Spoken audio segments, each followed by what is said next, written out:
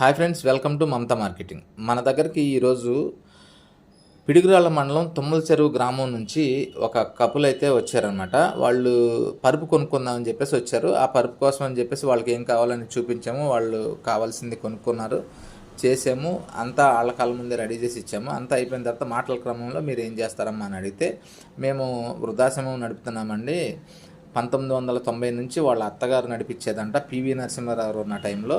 So అప్పుడు నుంచి ఇప్పుడు దాకా వాళ్ళు కంటిన్యూ చేస్తూ ఉన్నారు, పెద్ద తరం వెళ్ళిపోయిన తర్వాత కూడా. సో వాళ్ళు ఆ మాట చెప్పగానే మనం కూడా ఏదో ఒకటి సహాయం చేద్దాం అని అనిపించింది.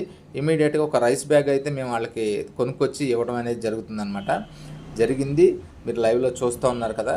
దేవుడు మనకు అవకాశం ఇచ్చాడు, వాళ్ళకి ఇది చేసి పెట్టాము. ఇంకా దేవుడు మరింత మందికి మనకి సహాయం అందించేటట్టు మనకి అవకాశం ఇస్తాడని మనస్ఫూర్తిగా కోరుకుందాం. మీరు కూడా ఎట్లాంటివి ఏమైనా చేయాలంటే తప్పకుండా చేయండి. Thank you.